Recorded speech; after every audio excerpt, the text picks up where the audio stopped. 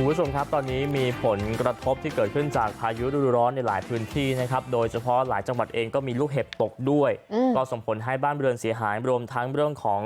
ป้ายโฆษณาต้นไม้ใหญ่ก็หักโค่นด้วยนะครับหลายพื้นที่นะฮะโดยเฉพาะจังหวัดน่านครับโดยเฉพาะที่อำเภอท่าวังผาแล้วก็อำเภอปัวครับถูกพายุฤดูร้อนพัดถล่มอย่างหนักเมื่อช่วงบ่ายของเมื่อวานทำให้ชาวบ้านได้รับความเดือดร้อนโดยเฉพาะผู้ที่ใช้รถใช้ถนนต้องจอดไว้ริมทางเนื่องจากว่าฝนตกหนักลมกระโชกแรงส่วนบ้านเรือนก็เสียหายจำนวนมากครับเบื้องต้นเจ้าหน้าที่เร่งสำรวจความเสียหายแล้วก็ช่วยเหลือผู้ที่ประสบภัยโดยเร่งด่วน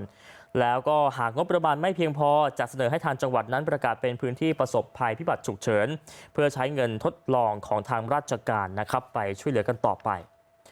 ส่วนที่สกลนครเกิดฝนตกหนักและพายุพัดกระหน่ำครับซ้ำยังมีลูกเห็บตกในเขตเทศบาลนครสกลนครซึ่งอยู่ระหว่างเกิดเหตุนะฮะก็มีผู้ใช้ Facebook คนหนึ่งได้ใช้โทรศัพท์มือถือถ่ายภาพขณะที่เกิดพายุเอาไว้ได้พัดป้อมจราจรของสพ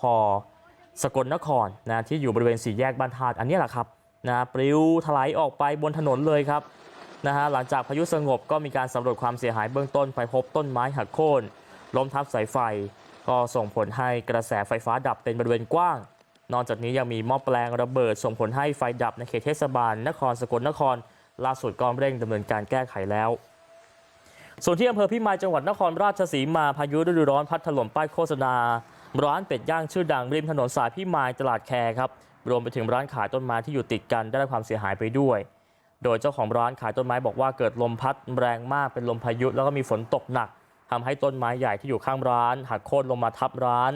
นะครับก็ทับต้นไม้สวยงามที่ตั้งเอาไว้ด้วยมีความเสียหายก็เลยแจ้งให้กับอบตในพื้นที่นะฮะนำเลื่อยยนต์มาตัดออกไปให้ครับ